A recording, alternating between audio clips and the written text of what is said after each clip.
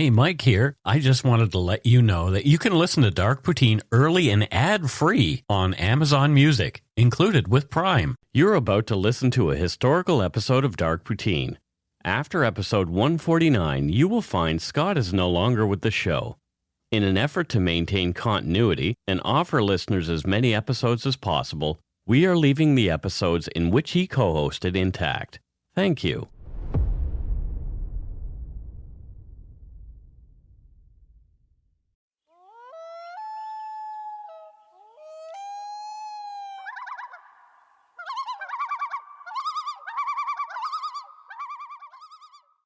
Welcome to Dark Poutine. I'm Mike Brown, creator and host. With me as usual is my good friend and co-host Scott Hemingway. Say hello, Scott.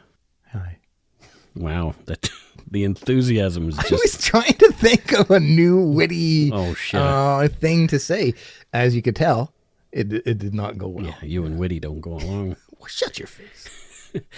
The views, information, and opinions expressed during the Dark Poutine podcast are solely those of the producer and do not necessarily represent those of CuriousCast, its affiliate Global News, nor their parent company, Chorus Entertainment. Dark Poutine is not for the faint of heart or squeamish. Listener discretion is strongly advised. We're not experts on the topics we present, nor are we journalists. We're two ordinary Canadians chatting about crime and the dark side of history. Let's get to it. Put on your toque, grab yourself a double-double and a Nanaimo bar. It's time to scarf down some Dark Poutine.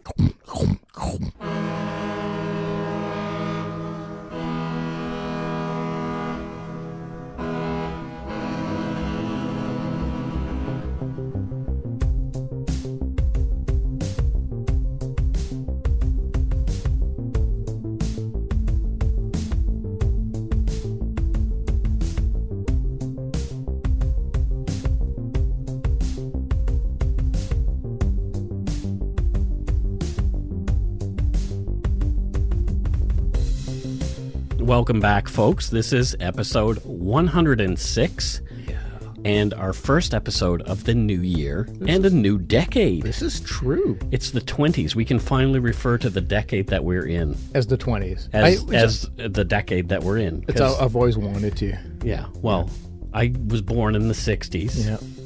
And lived through all the rest of those. And then there was the 2000s. It doesn't make sense. It doesn't flow. It doesn't flow. 20s, though, oh. Yeah. So it's the roaring 20s. And it's starting off with a bang. But yeah. Anyway. Well, is that a political news related? No. Before we begin, we want to talk a little bit about reactions that we had to our last episode. You were trolled. That's right. I mean, we did it. We do it every year. Yes, we did Santa Claus as though he were real. Yep. And a thief. A serial burglar. Right. And then we did the Grinch as though he lived in Squamish. Yes. British Columbia. Also not real. On a hill. Yep. And then this year we decided we'd cover Die Hard. Yeah. Which is brilliant. It was fun. It was fun writing rewatching the movie multiple times. We've been clear with all of the other Christmas episodes that we keep them light. Yeah. They're about, we play it straight as arrows, and we don't break the fourth wall during the entire episode. Yeah. And so we just followed through with tradition. Right. And some of you may not have known the movie. Which is fine. It's totally fine. Which is fine. Totally fine. We don't expect everybody to have watched a movie that was released in 1988 because some of you folks weren't even born then. Yeah. But it is a big part of pop culture. It is. And there's arguments whether or not it is an actual Christmas movie. The writer himself says it is. Yes, it is a Christmas movie. I mean, that's all you need. Right. But Bruce Willis says, no, it's a Bruce Willis movie. Yeah, which sounds like Bruce Willis. Also known as John McClane. So a few people got their knickers in a knot. Yeah. It's just part of our tradition, and expect it again next year. Yeah, next year we will do a similar thing. I have it already in mind, and it might be one that you will say, wow, this is a crazy case. Yep. And before you know it, you'll begin to realize that maybe this isn't real. Yeah. Maybe you won't again. I mean, we did lose a few listeners that I'm sure of because they voiced it. We lost, actually, I think one. Well, one we can say definitively. Well, we can't even because that person may still listen. Yeah. But and if you're listening, we didn't mean to hurt your feelings. No, quite the opposite. We're trying to keep our Christmas episodes because I don't think people really need to hear about I don't want to write about devastation during the holidays. And so our intent is to keep it light and make people laugh and give them something to smile about. Right. If it had a differing effect on you, I am sorry about that, but it's going to continue. Oh, well, we got nominated for 2 Canadian Podcast Awards anyway. So. We did. And the vast majority of feedback was people loved the episode. Yeah, there you go. I also got some feedback from somebody who recently listened to the end of the episodes and heard about the Yumber Yard, which is our Facebook group there. Yes.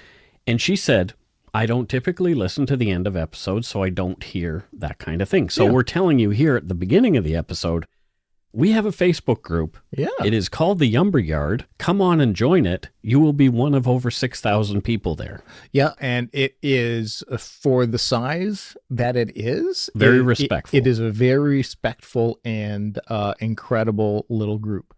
And stick around after the episode and you'll hear some fun stuff like some Patreon shoutouts and some voicemails that people have left us. What one specific about the Yumber Yard and the power of it. There you go. But you have to wait until the end of the episode to hear that. That's right. And we're going to CrimeCon May 1st to 3rd. Oh. That's right, Orlando, Florida. Get your tickets for CrimeCon 2020. You can use Poutine20 as your checkout code to get 10% off your tickets. And if you get tickets, it really helps us out. So please do it. Yes, please use our code because that gets us some... there are benefits for us when you guys do that. Right. Show benefits that assist us actually paying for the event.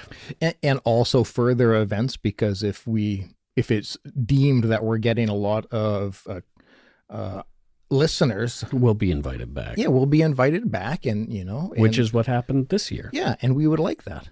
So on to this week's case. This week, we're heading back to Victorian times. To cover the crimes of Scottish-Canadian physician Dr. Neill Thomas Cream. What a name. Named the Lambeth Poisoner. He left a trail of death behind him in Canada, the United States, and finally in England. Well, it's quite widespread, this trail of death. Yes, this trail of death. This serial killer, Thomas Neill Cream, was born in Glasgow, Scotland on May 27th, 1850. He was the oldest of 8 children. Cream's father, Willie, was a 27-year-old shipyard clerk and carried his Bible with him wherever he went. His mother, Mary, also a religious but quiet woman, wanted to move west for a new adventure, but her family objected. In the end, she got her way. When Thomas was 4 years old, the family sailed from Liverpool, England, and moved to Canada, settling just outside Quebec City on Rue de Montcalm near other English-speaking families. Because, you're emigrating to another country, there are people who speak a different language, you're going to want to hang in a community that people understand you in. It's much like what happens here in other parts of Canada. Yeah, for sure. And in 1850, I don't think they had Rosetta Stone or Babel. No. So, they definitely it's much more difficult to pick up a language. Thomas's dad found work quickly, and Mary gave birth to 2 twin boys soon after the family bought their first house in Canada. Another son and daughter soon followed. Mary doted on all her children, all 8 of them eventually. Wow. That's a lot of kids. Like that puts the Brady Bunch to shame. Well, one of the people who lived next door to my grandmother as she grew up had 13. Holy cow. Yeah. Did they have their own TLC special? No, but they had a farm. Wow. Willie favored his eldest son, Thomas, having high hopes for him. And Thomas was a precocious, smart, and creative child. He enjoyed sports and fitness and held himself in high regard to the point of cockiness. Okay, yeah.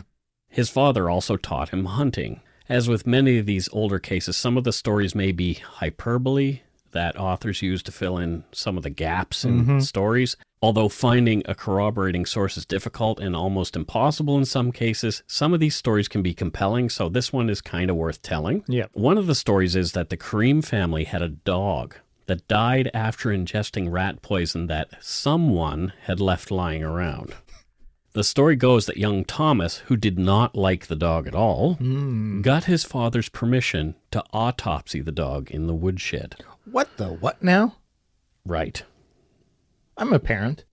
Yeah, I can't see Bibby or Vi asking to autopsy Tenko if Yeah. he passed away. They'd be mortified and upset. Well, and even if they did ask, I don't think I would be giving permission. You know what? Sure, go for it. I see well, this. you don't have a woodshed. This.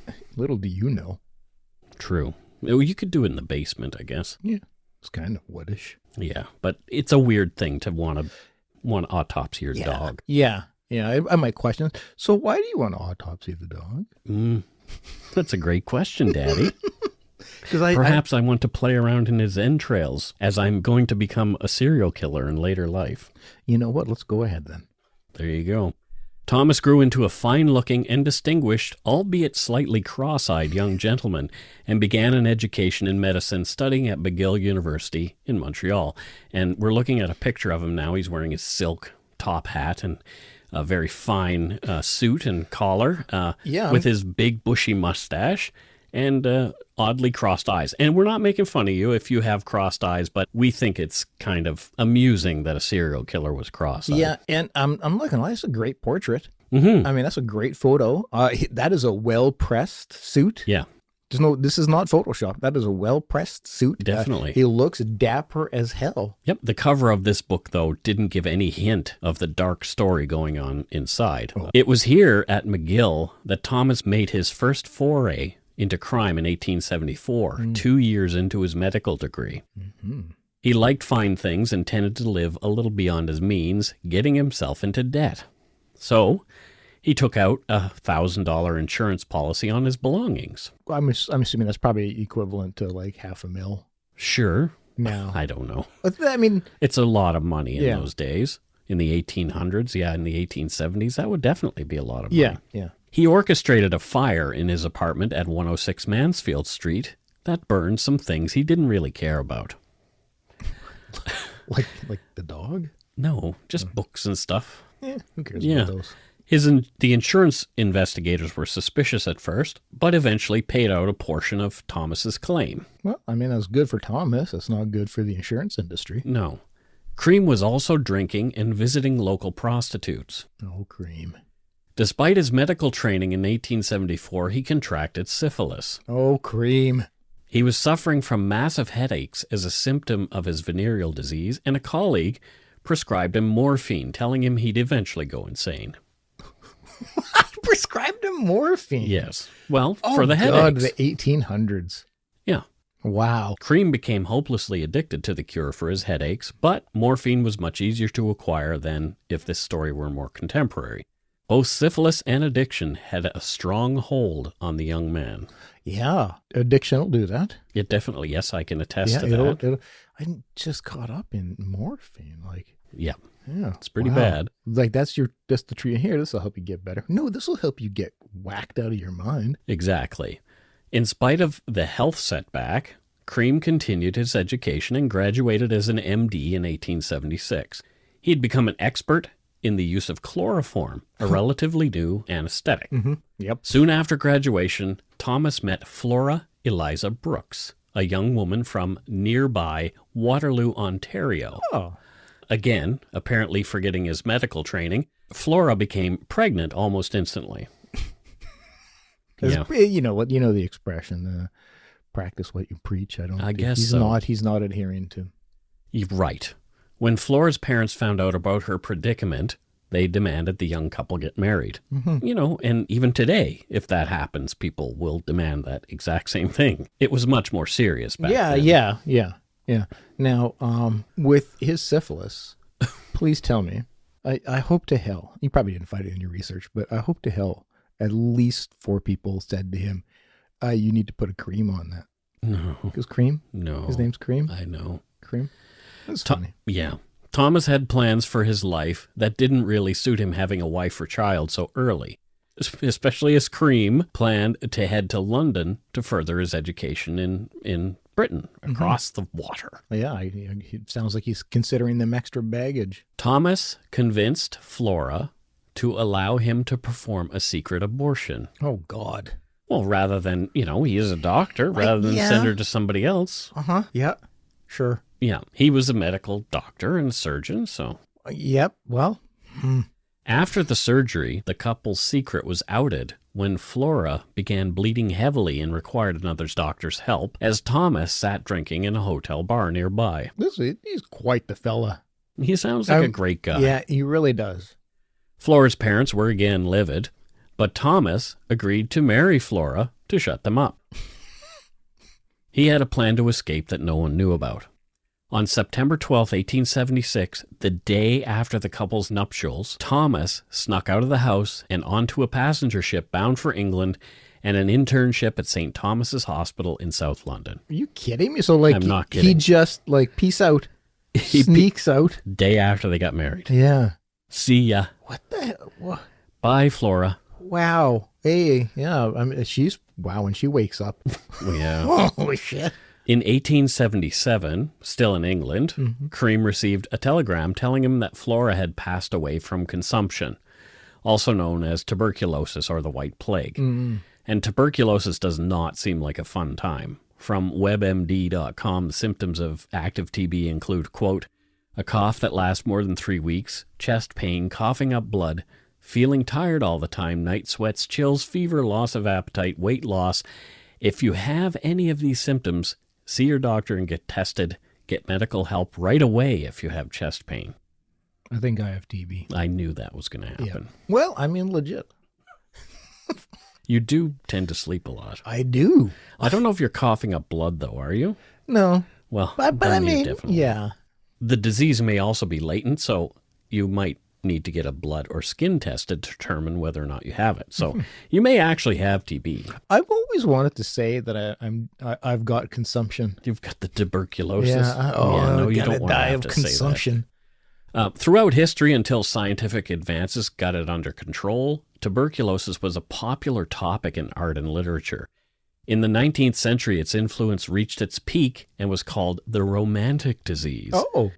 TB was featured in some of the most popular novels of the era, including Harriet Beecher Stowe's Uncle Tom's Cabin, Victor Hugo's 2 best-known works, Les Miserables and The Hunchback of Notre Dame, and many times in Russian author Fyodor Dostoevsky's works, including Crime and Punishment and The Idiot. Poet John Keats and my favorite, Edgar Allan Poe, also used consumption as themes in their poems. Nothing about the vapors? No. The Brooks family blamed their daughter's death not on the disease alone, but the fact that her heart was broken by Cream, who had left immediately after their marriage. In a roundabout way, some consider Flora's death as Dr. Cream's first murder. Yeah, this poor lady. Just imagine that. You wake up. Day after you got married. The day after you get married.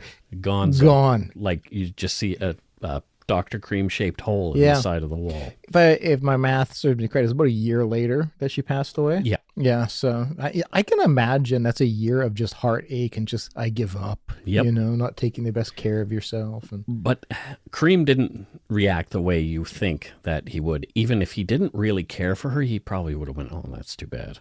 Yeah.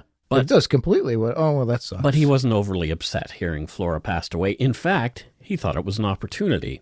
Of course he did. As he was still married to her, Thomas went after Flora's family for a $1,000 inheritance to ease his pain. He messaged Flora's father, who refused to pay him anything at first, but eventually they settled on $200 to make the selfish jerk go away. Yeah, wow. What a sack of shit. Yeah, not a nice guy. Cream's continuing education was a little bumpy, as he was still suffering from his syphilitic headaches and was tamping them down with heavy doses of morphine and alcohol from his long nights out. It's quite the trio. He was persistent, though, and his knowledge of the applications of chloroform earned him a job as an obstetric assistant, which helped pay the bills and keep him supplied with booze, drugs, and sex workers until he graduated from school. Wow. So his existence was just sustaining his addictions. Essentially, which is typical of an addiction. addict. Yeah. In 1878, Cream went to Edinburgh, Scotland, where he studied at the Royal College of Physicians and Surgeons, a school we mentioned in our episode on serial murderers and corpse dealers, Burke and Hare. Yeah. He partied his way through his time in that country as well. So he was there at the time, around those times when all that weirdness was going on. Well, I mean, if you're demented, I guess so. Seems like the place to be at that time. When his education was finally finished in 1879, Cream packed his bags and made his way back to Canada, opening a, quote, women's clinic. Oh, no. On Dundas Street in London, Ontario, quietly performing abortions for unwed women requiring his service. He was a busy bee. I am very uncomfortable with this. Yeah. Still, his headaches plagued him, sometimes to the point of being debilitated for days at a time. But again, morphine dulled the throbbing. Yeah, as it'll dull pretty much most things. Everything. When he was well enough, Cream spent time with numerous women, some of whom he'd met at his thriving practice. This is what I was worried about. He selfishly and unethically took advantage of already emotionally vulnerable women, using his good looks and station as their trusted doctor to woo them. Mm-hmm. As an abortionist, he had insider knowledge of exactly what he could get when dating these women. Oh, that pisses me off. Yeah. In August of 1879, a 19-year-old chambermaid named Kate Gardner came into Cream's surgery in need of his services. Some accounts claim that the young Miss Gardner was a mistress of Cream, but this is unverified. What is known is that Kate was found dead in the outhouse in the alley behind Cream's surgery. Whoa. There was an empty bottle of chloroform and a rag found with her body. You've got to be shitting me. I am not. So a man whose specialty is cloroform, one of his specialties is chloroform. Yeah. A girl was found dead in the outhouse behind his surgery, his place of work with So it was in fact determined that she had died of an overdose of chloroform. An inquest was held, and Cream denied he'd given Kate an abortion and was treating her for senescence. What? And it's shorthand it's a cellular condition that may lead to cancer. Oh, yeah. Cream said that Kate had been despondent and claimed she'd died by suicide using the chloroform she'd stolen from him on herself. Wow, how convenient, yeah. From an article on the Lambeth Poisoner on murderbygaslight.com, quote, there was not enough evidence to indict Cream, but his reputation was damaged when Sarah Long testified that he not only gave her medicine, but suggested that money could be made by accusing a wealthy resident of her boarding house of being the father of her child. A doctor testified that it would be impossible for a person attempting suicide to hold a chloroform-soaked sponge over their own nose long enough to cause death. The coroner's jury ruled the death was murder by persons unknown. Dr. Cream quickly left for America, end quote. Holy shit. This guy just has no morals. None whatsoever. He's just doing his own thing. It's all about just getting money and fulfilling whatever needs. It's that narcissistic, crazy, So he went to the Windy City. Chicago, Illinois was where he landed next in 1880. And this is before the World's Fair, and H.H. Holmes was doing his thing there. Oh, okay, yeah. Dr. Cream stuck to his typical M.O. and opened up a clinic near the red light district where he knew he'd get a steady stream of patients. Condoms and other forms of birth control were pretty much non-existent or unused at this point. Yes. You could get sheepskin, but there was no vulcanized rubber at the time. Well, most forms of birth control back then were not very effective at all. As Cream's mainstream of revenue, abortion, was illegal in that city, he had to treat male patients in between his more lucrative clients to maintain the subterfuge of operating as a general MD. Yeah, I guess, sure. The cops were onto him, though, as people talk, but he was able to carry on his business with the help of an African-American midwife named Hattie Mack. Having an actual medical professional carrying out abortions was almost unheard of in that era. Typically, it was midwives and other more amateur practitioners who carried out the dirty deed in back rooms and basements, and deaths from the procedures were common. Knowing that a doctor was going to perform the surgery put Cream's services in high demand, making him a lot of money. I mean, he's a piece of shit, but he's... Not a dumb piece of shit. Yeah. Which is... I think the worst kind of piece of shit. From William W. Cauliflower, MD's book, Monsters of Medicine, quote, early in 1880, a ground floor tenant in Hattie Mack's apartment, George Green, became concerned of a foul odor emanating from Mack's second floor room. Oh, no. Police were called, the door broken down, and the partially decomposed body of a Canadian-born prostitute, Mary Ann Faulkner, was found. No. A forensic exam established the cause of death to be an abortion gone wrong. Hattie was found, arrested, and charged with murder. The midwife opened up long and loud, blaming everything on Cream.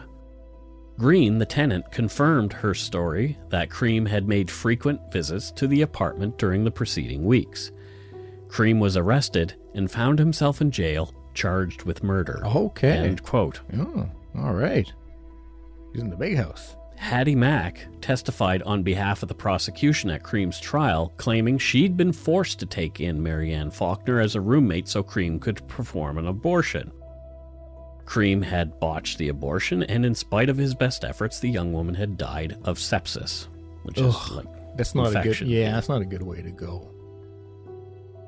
Cream's defense attorney brought in other doctors to testify that they were often called upon to help women who'd undergone backroom procedures in the manner mentioned as prior. The all-white, all-male jury believed the dapper Cream over the poor black woman's testimony. Yeah, that's infuriating, but I completely believe it. Cream was acquitted in November of 1880. Holy shit. He went back to work. The next woman to die horribly in Cream's care was a young sex worker named Ellen Stack. She was pregnant, but rather than perform an abortion, Cream prescribed abortion pills to his patient. What the uneducated woman did not know is that there was no such thing as abortion pills, recognized by any proper medical organization. Okay. From Monsters of Medicine, quote, these pills were made up by a local chemist, a pharmacist, but always delivered to Cream's office, where he in turn delivered them to his patients. The pills were heavily laced with strychnine, and after ingestion, the young girl suffered a horrible death of one titanic convulsion after another, finally dying of asphyxia within an hour. Cream now added a new twist to his deranged activity. He sent a blackmail letter to the chemist, who compounded the medication, accusing him of an error in the prescription and threatened exposure. The chemist, Frank Pia, who was well known and respected in the community, took the letter to the police. After a preliminary investigation, the case was dropped as authorities were unable to link the pills directly to Cream. End quote. It's so infuriating because nowadays we know forensically it would be easy to conclude. But back then, unless you watch somebody take the pill. Not so much. Yeah. And we'll take a bit of a break right here.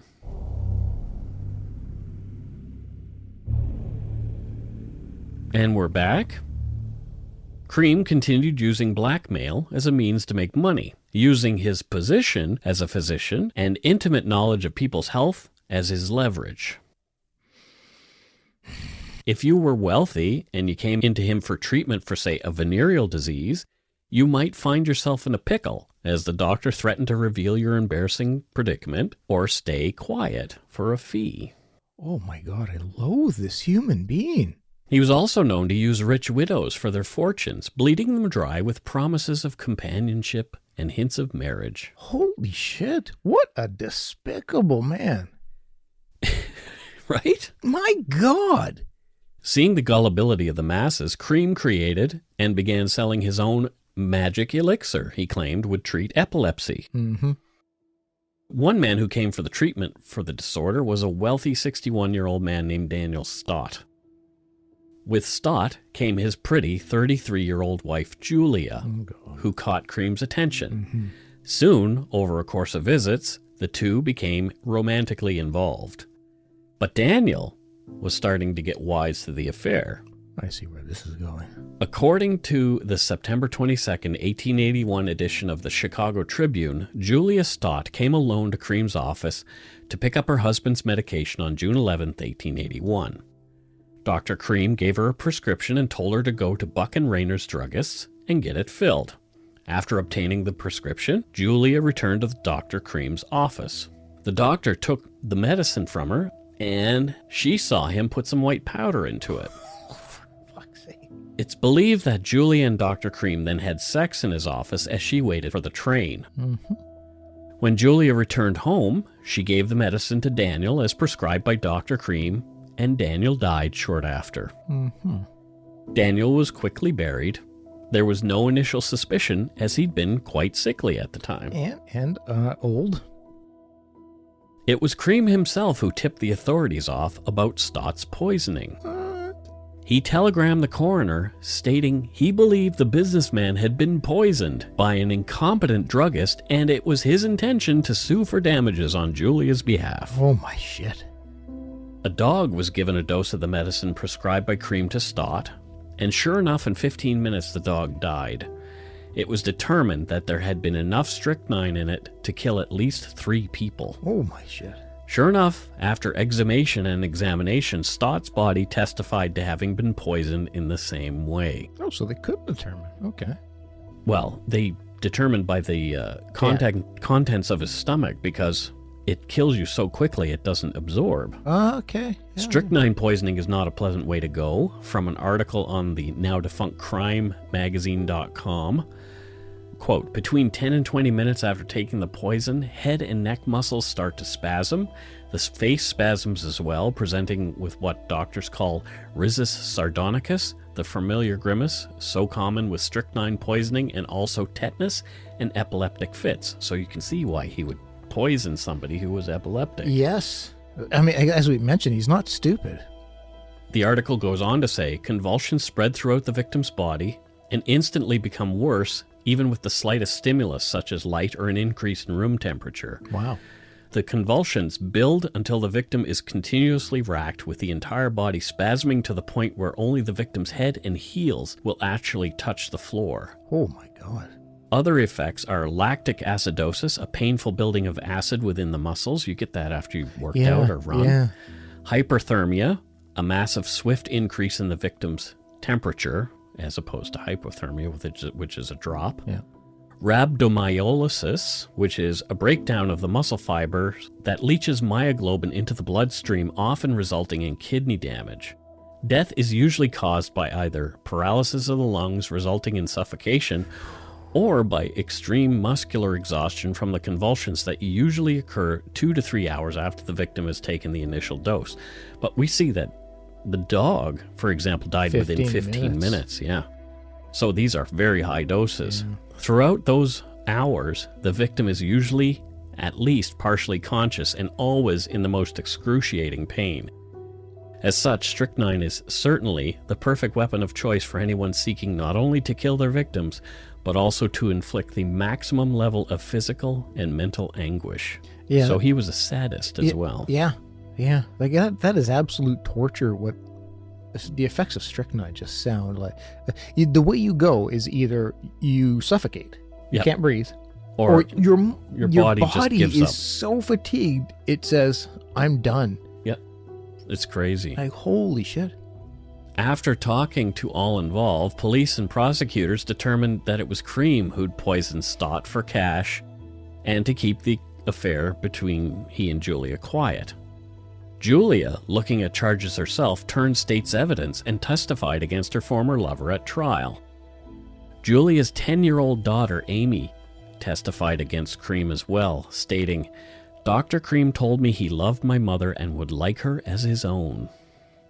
So you can, he just was getting so confident in his scams and schemes that as soon as you mentioned, like, he he's the one who went after said the chemist. He was poisoned by the chemist. Yeah, like that's where you start. Yeah. Another woman, Mary McClellan, was in the company of Cream on June 11th after Julia had returned home. She testified that Cream had told her that he expected to hear Daniel Stott had passed away only hours before it actually happened. Oh, okay. So, I bet you that Stott fellow is going to die tonight. Gee, I wonder how he knew that. Because he'd poisoned him. He's just a great psychic.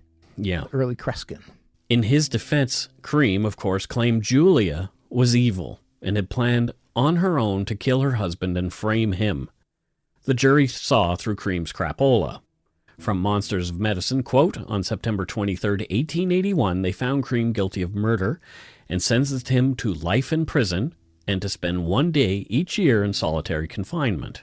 Interesting. On November 1st, the trim 182-pound murderer known as prisoner number 4374 entered the gates of 6-foot-thick, 25-feet stone walls of the Illinois State Prison at Joliet, protesting his innocence all the way, end quote. Yeah, he doesn't sound like somebody who's very contrite. No, but this isn't the end of Cream's story. He's sentenced to life in prison. Yeah, you would think that would be the end of his story. It's not. Okay. Thanks to the work behind the scenes of Frank Cream, who believed his elder brother was wrongfully convicted, after 10 years behind bars, Illinois Governor Pfeiffer extended clemency to Dr. Cream, and he walked free. Mike! No! Right? No! This is why I picked these ones, because they're just crazy. No way! Prison and years of morphine abuse had greatly aged Dr. Cream. Yeah, it'll do that. He went back to Ontario just long enough to gather a $16,000 inheritance from his father's estate and split for England again in the fall of 1891. Yeah, that's some fat cash back then. Yep.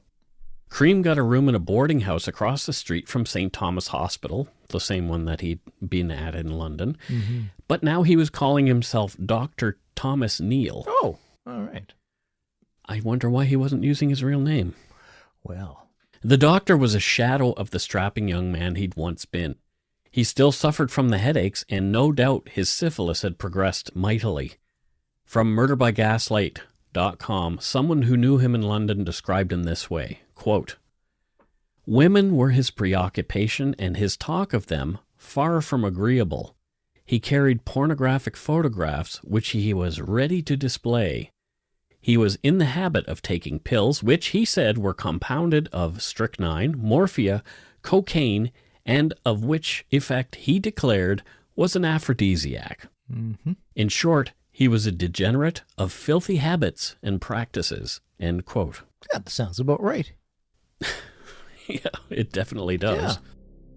On October 9th, 1891, after being seen in the company of a man matching the description of Cream, a 19-year-old London alcoholic sex worker named Ellen Donworth was seen stumbling and eventually falling flat on her face near a public house. From the book, A Prescription for Murder by Angus MacLaren, quote, "Someone has given me a drink. Take me home," she begged. A friend picked her up and, with the assistance of a man called Adams, helped the young woman, now writhing in pain, back to Duke Street.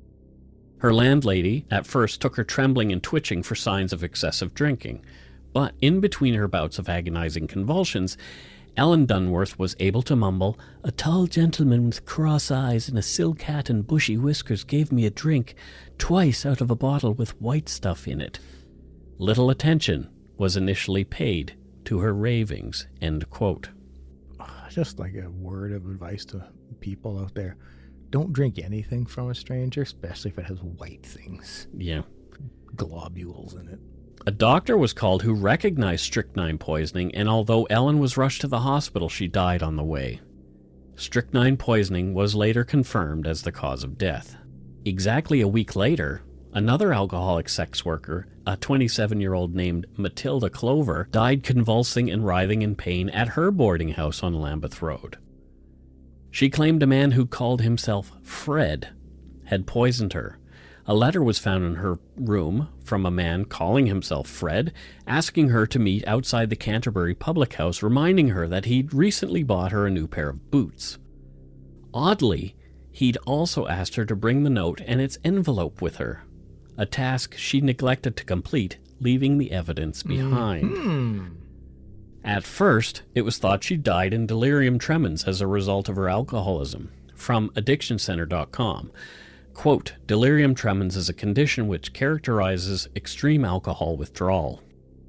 Delirium tremens, or the DTs, is potentially fatal because it causes seizures. About 1 in every 20 people who experience alcohol withdrawal will also suffer delirium tremens. The condition is most likely to occur when people who are severely addicted to alcohol and have experienced alcohol withdrawal in the past.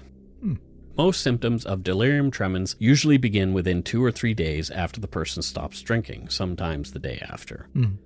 If you or someone you know exhibits signs of delirium tremens, it is important to get them help right away. The symptoms of DTs include emotional distress, fatigue, fever, hallucinations, hypersensitivity to sound, touch, and light, intense agitation or irritability, intense confusion, seizures, which I mentioned before usually occur within 1 day of the last drink. End quote. Finally, we covered something that I don't think I have. Well, I have had. Oh, it's always one of us. Yeah, I actually did go through Jeez. that. But, it wasn't as bad as it gets for some. The current mortality rate for those suffering from DTs is approximately 5%. However, in Victorian times, this number was much higher as effective treatment was lesser known and harder to obtain. Yeah, makes sense. 2 days after Ellen Dunworth died, another sex worker named Lou Harvey met a tall, cross-eyed man in a top hat, claiming to be a doctor at St. Thomas Hospital. The doctor had promised to take Lou to a performance at the Oxford Music Hall, but first they would go for a drink at a pub. The doctor provided her with some white pills, saying they'd help with her complexion. What? When Lou pocketed the pills, saying she'd take them later, the man suddenly had other things to do and gave her some money to take herself to the show. She later threw the pills away, but had no idea how close she'd come to death until months later. Yeah, shit. Wow. Right? That's a terrifying thought. Good for you, Lou. Yeah. In the meantime, Dr. Cream visited family back in Canada and made a trip across the border into New York, where he purchased another 500 strychnine pills Holy shit. that he took back to London with him and had murder on his mind. Yeah, I mean, you would think, Mike, you would think you've committed murder, you've been found guilty, you spent 10 years in jail, you get out. Yeah. You would think you would be like, you know what? I think that was close enough. But the boozing barber did the same stuff. I know, but it just goes to show how strong this urge to do what they do is. Well, because it's connected to sex, right? It's that sexual drive. Yeah. That's all confused in these cuckoo birds. Yeah. Wow. On the evening of April 11th, 1892, a cross-eyed doctor, calling himself Fred, accompanied 2 women, Alice Marsh, Emma Shrevell, to their rooms at 18 Stamford Street. According to the book A Prescription for Murder, quote, he shared with them a dinner of beer and canned salmon and gave them 3 long pills. He left at about 2 in the morning. What stands out the most to me, there's canned salmon. Yeah. Ugh. Despite being overheard screaming in pain and being attended to by a local surgeon, both girls died. And, again, the cause of death was determined to be strychnine poisoning. The police, who'd only 4 years before dealt with the Whitechapel murders of Jack the Ripper, believed that there was another prostitute killer in the city. Yeah, well, there was. Perhaps it was Jack having changed up his M.O. They did not understand as much about the criminal mind and profiling as we do now. Regardless, they had a murderer to catch. Yeah. As in Chicago, it was ultimately Dr. Thomas Neill Cream's narcissistic inability to believe he'd ever be suspected of the killings that led him to becoming suspect number 1.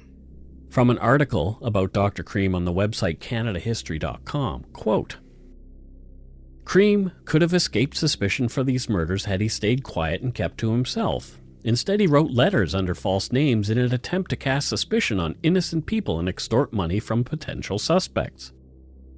He bragged to others about his vast knowledge of the killings and even went so far as to take his friend, a former New York detective named John Haynes, on a tour of murder scenes. Jesus. That's right. As well as cockily taking a police officer on this tour, Cream tried to blackmail 2 others for the murder of Matilda Clover, who up to this point everybody believed died of natural causes.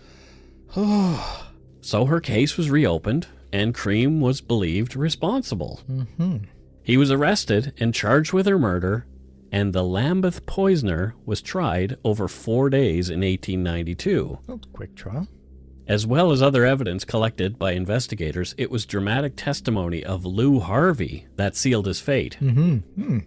So, this lady who lived to tell the tale, threw those pills away, was ultimately the nail in his coffin. Thank God.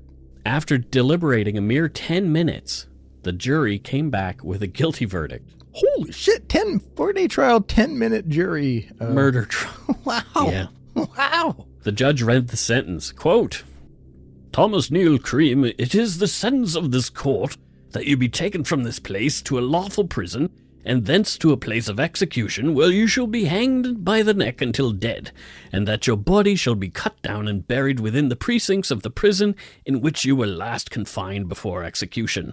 And may the Lord have mercy upon your soul. Remove the prisoner. End quote. So, taken from this place to a lawful prison. So that poses the question, are there unlawful prisons? Yeah, I don't think so. I think judge is just being fancy. He's totally being forthwith. Heretofore. On the morning of November 15th, 1892, Cream was awakened in his cell at Newgate Prison and taken to the gallows by Chief Public Executioner James Billington. Billington placed a hood over Cream's head, his body was strapped to prevent flailing, and the noose was placed around his neck. Eesh.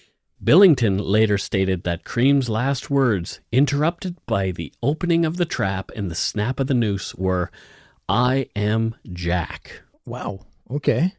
Was Cream claiming to be Jack the Ripper? What the fuck? He'd been in prison at Joliet at the time of the Ripper murders. There have been some wild theories that Cream had a double who stayed in prison in Joliet, allowing him the freedom to travel to London, commit the Ripper murders, and return undetected to take his place back in prison. That sounds legit. Yeah, I don't... So he was in prison for 10 years. This isn't a person who can control his urges or break from his MO for a 10-year period.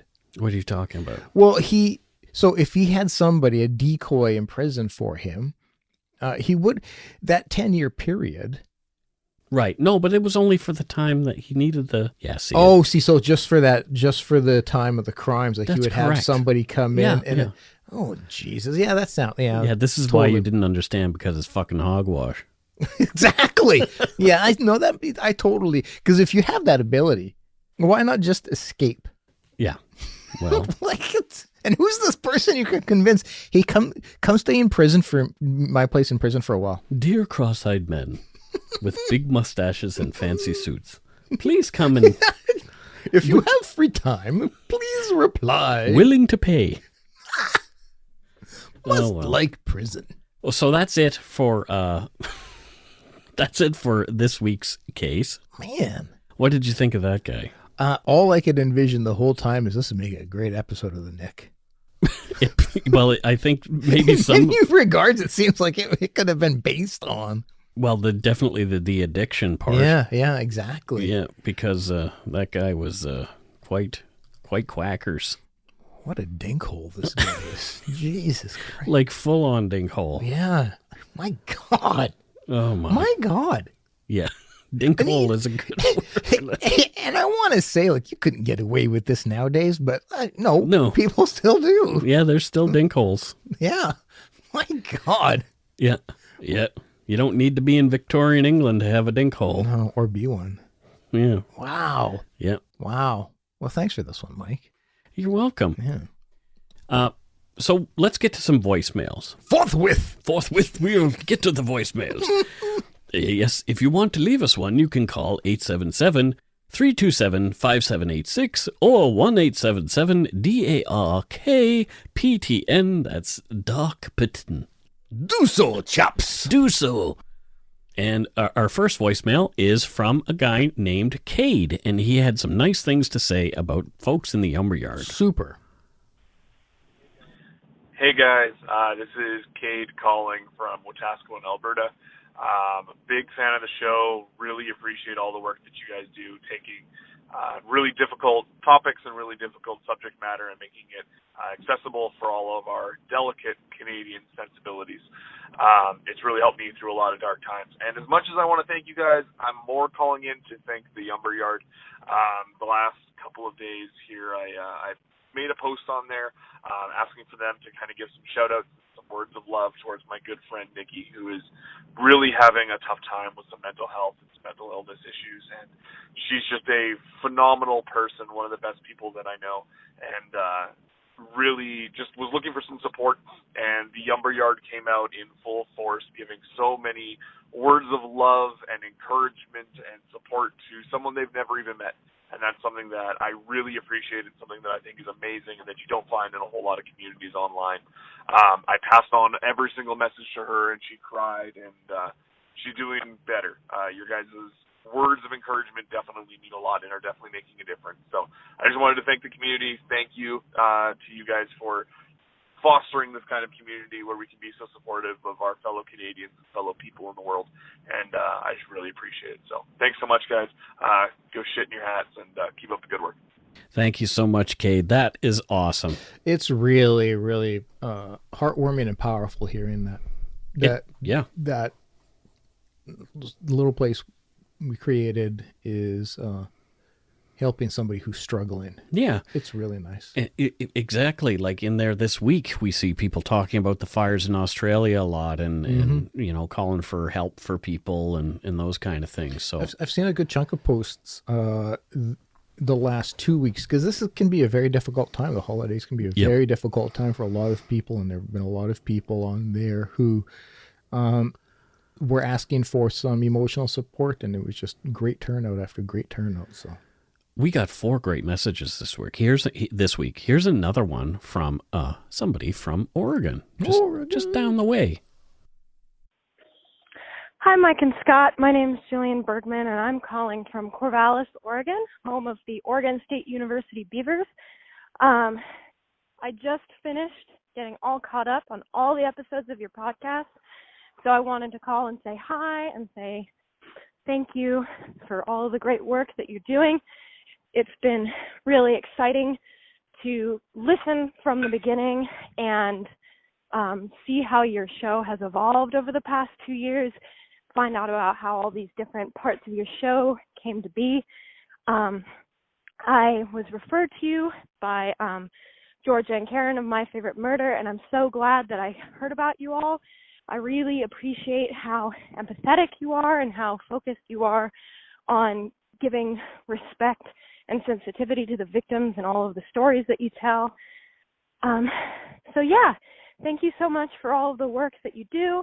I look forward to sending you some cashola for a donut or an Nanaimo bar in the near future.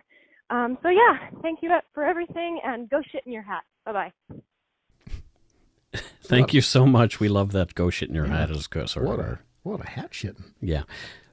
We appreciate that a lot. It sounded like she was like delivering mail or something. While she could have been. She was bouncing around. She was probably cleaning up the house or. It's no better time to listen to us than when delivering mail. Multitasking. Yeah.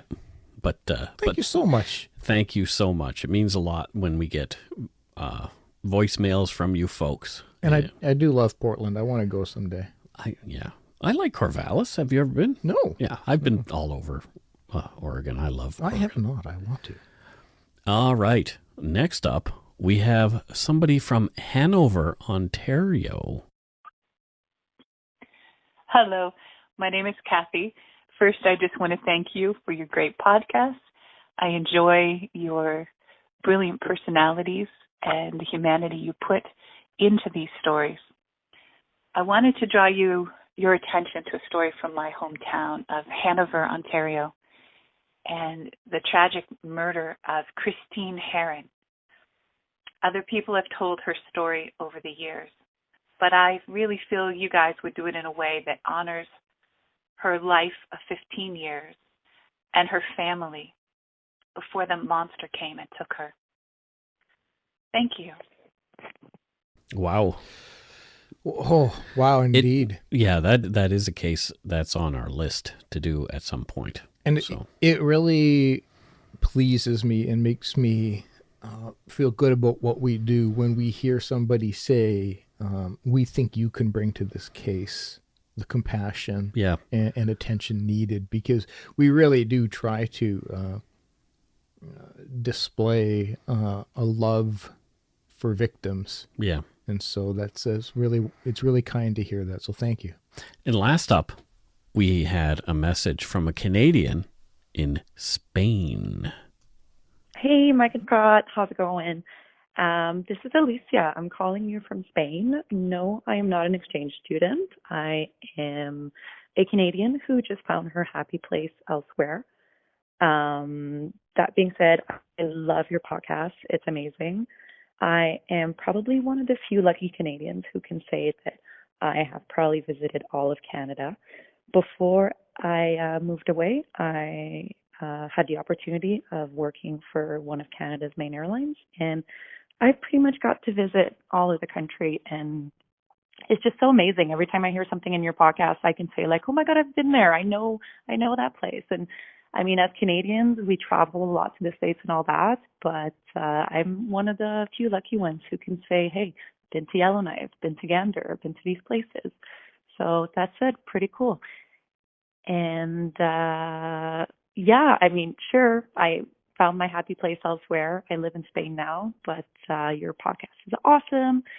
And that's it. So, I mean, I think I wanted to say other things. But anyways, you guys have a good time. Thank you so much for the podcast. And if ever you choose to do an outside game in Spain, please message me. I'm in your lumberyard. All right. Take care. Bye-bye. Thank you so much. That's very cool. It was great that you found your happy place. I'm still looking for mine. My happy place would be the ability to just pick up and fly anywhere like that. I've always envied people who work for airlines for the ability to do that. I know you may have to fly standby or wait for like an empty jump seat or something like that, but still, that would be amazing to be able to do that. My happy place is a candy store. Yes, mine definitely involves sugar as well. But that's so cool, living in Spain. Living in Spain. It'd be a beautiful place. So let's get on to our Patreon shout-outs. Do it. We're doing it. First up is Helen Watson, and she is from Edinburgh. Oh, Scotland. Yeah. I love Scotland. I do too. You know that? You do? Yeah. I don't know if I've mentioned it. Yeah, because it has the word Scott in it, yeah. Mike, I'm named after the country. Roxanne Franklin from Yorkton, Saskatchewan. Roxanne. She doesn't have to put on the red light. You don't have to put on the red light. Yep. It was beautiful. Well, did you think Sting was here for a minute? No. Oh, whoa. The Lazy Sherlock.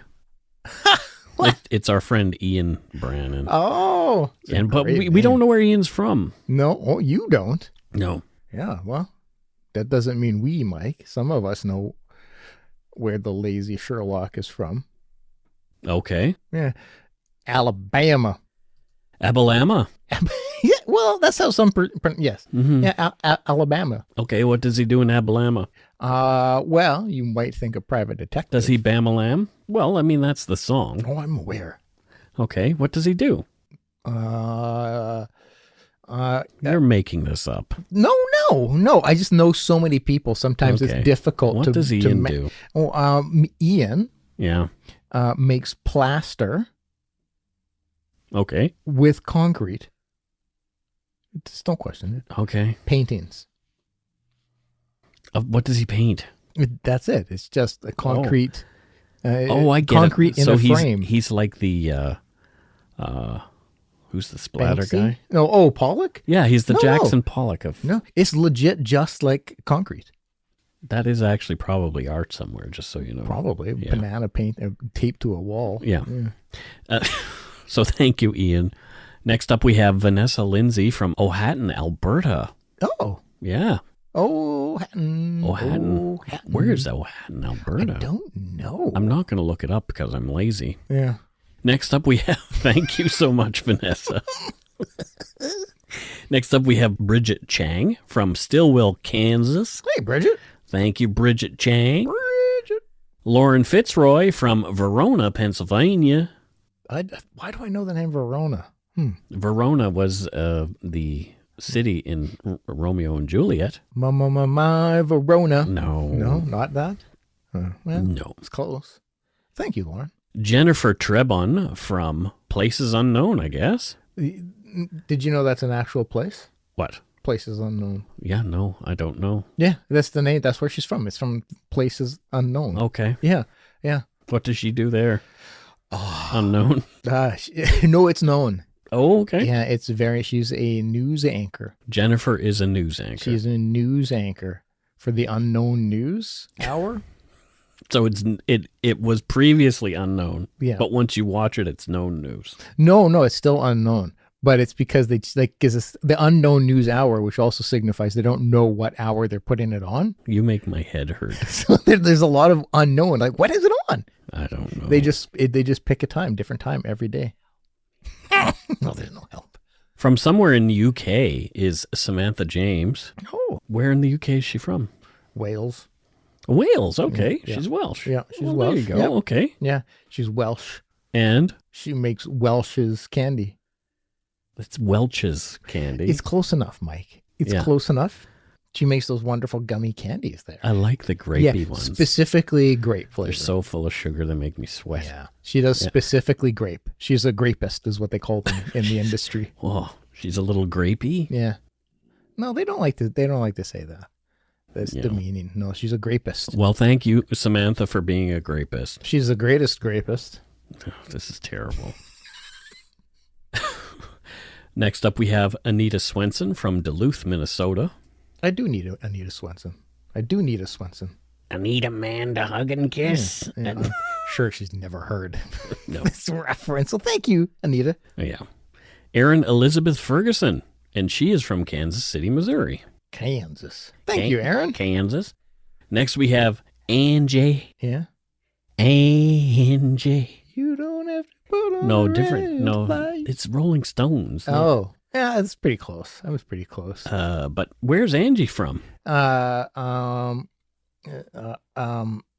I think she's a weed dealer that lives in Compton. No, Mike. Oh, okay. Jesus, no, Well, no. She's from Stompsville. okay. Yep.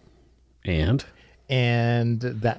then she's a weed dealer and stuff. she's a weed dealer there. Yeah. Well, good for you, Angie. Yeah, she's providing the people with what they need, There you go. which is weed. Hey, that'd be a great slogan for a weed shop. Oh, boy. It would be, though. Next, we have Cricket.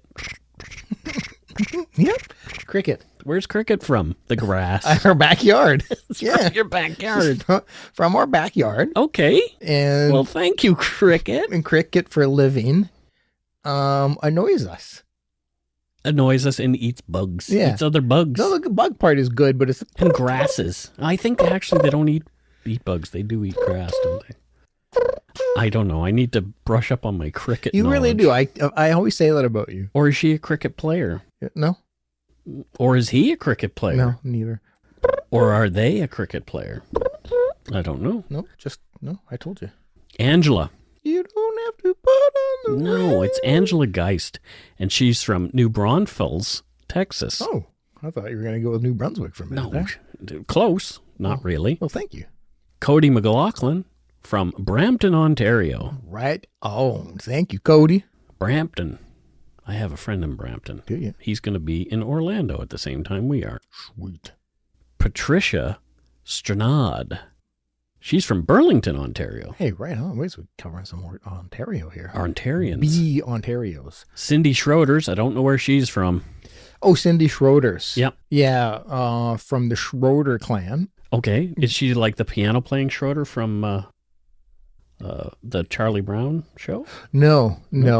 More the Schroeder clan from, I forget his name. He was on that TV show where he was a Ricky Schroeder? Ricky Schroeder. Oh, like Silver Spoons. Yeah, Silver Spoon Schroeder. Ricky Schroeder's sister? From that clan. No, distant. Well, hers is Schroeder's. Yeah, and well, his that's is just Schroeder. That's how distant they've added an S. They added added so distant. So they got so far away. Yeah, They added the an S. mid plural. From where all the Schroeders are from. Well, where? Johannesburg. Okay, and what does she Africa. do in Joburg? Is that what the kids are calling it now? They call it Joburg. Yeah. Do they? Yes. Wow. Okay. Our friends from Johannesburg call it Joburg. Wow. Okay. I've never heard that. I wasn't being shitty. I was like an actual thing. Well. Okay. What Cindy does. I was Mm-hmm. going to say Cody. What Cindy does in Joburg Mm-hmm. is high-rise window cleaner. Well, good for her. That's a pretty cool job. I always kind of wanted to do that. Good for Cindy. Yeah, good job, Cindy. She's allowing y'all to see clearly. Next up, we have Mark Braybrook, and he is from Surrey, British Columbia. I know a Mark from Surrey. I know a couple. Could it be? I don't think. Could it be?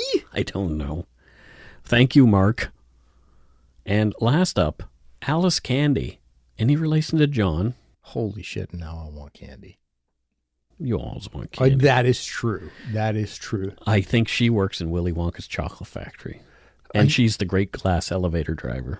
So you do know her. I do. Wow. Yeah. It's the most coveted job in the factory. Yep. The great glass elevator. Yeah. Because that thing goes bonkers, man. It goes sideways. Yeah. Everybody wants that job. So have you ever read those books? Right. Books. You lost me at books. Sorry. Have I ever watched the movies? Absolutely, Mike. Absolutely. I love Charlie in the Great Glass Elevator, the second one. Oh, there was a second one? Yeah. There was Charlie in the Chocolate Factory and then Charlie in the Great Glass Elevator. Wow, plot twist. Wow. Yeah, Roald Dahl is quite a writer.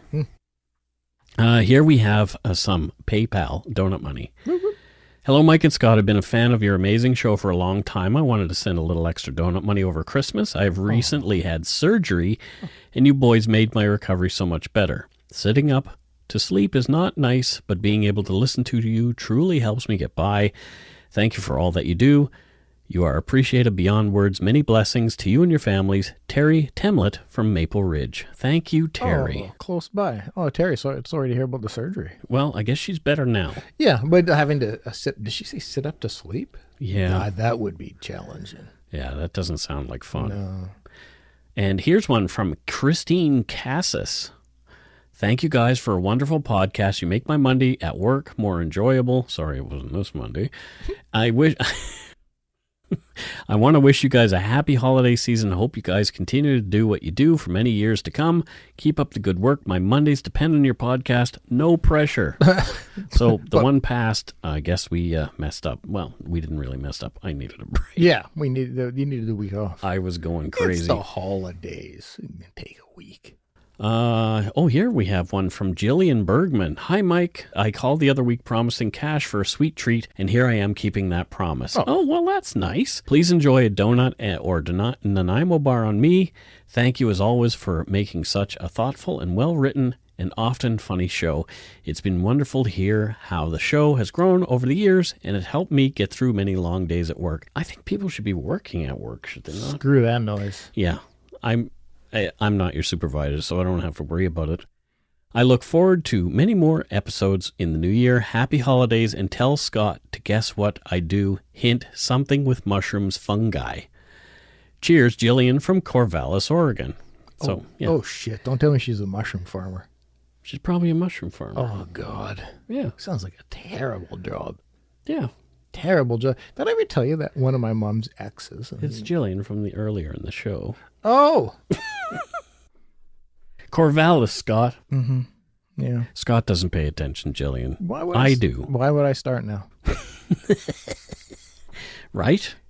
But seriously, my mom's ex used to grow. He was a mushroom farmer. He had mushrooms. Maybe that's why you hate mushrooms. It's quite possible. The oyster mushrooms specifically. He grew. Yeah, Weird. Wanted to punch them all. Here's some from Dakota Harrington. Here's $10 to Annex, Vermont. I hope that you choose to do so. Sending lots of love from Vermont, Dakota. I don't want to get political or anything like that, but I'm not going to read any further into that post. Huh? Oh, I must have. She wants to annex. Oh. She wants Canada annex. Yeah. Yeah. Okay, we will do it. Right? Oh, here we have Lisa Blesky sent us some money. Merry happy everything to you, Mike and Scott. Thank you for bringing such genuine compassion, insight, and humor into each episode. Big Christmas hugs to you both. Oh, thank you, Lisa. Super kind. Yes. Thank you very much. Super kind. Thank you so much to our patrons, past and present, everybody who called us on our line, 1-877-327-5786 or 1-877-DARK-PTN. Putin. Yeah. Our PayPal folks, our Interact folks, all of you, we love you so much. People who gave me money at the live show. We went to Denny's. Yeah. If you want to help support this, you can do so at patreon.com/darkpoutine, or for a one-time support, you can send us some donut money via PayPal at our email, darkpoutinepodcast@gmail.com. If you don't already, it would mean a lot to us if you subscribe to the show. You can easily find us on iTunes, Podcast, Stitcher, TuneIn, Spotify, or wherever you get your on-demand audio. Check out darkpoutine.com for show notes and other cool stuff. Give us a like or follow on Facebook, Twitter, and Instagram. Come to the Yumber Yard, darn it. Get in there. Most importantly, tell your friends about us. Word of mouth is a powerful thing. So until next week, don't forget to be a good egg and not a bad apple. Bye-bye, everybody. Guten Tag. Bye.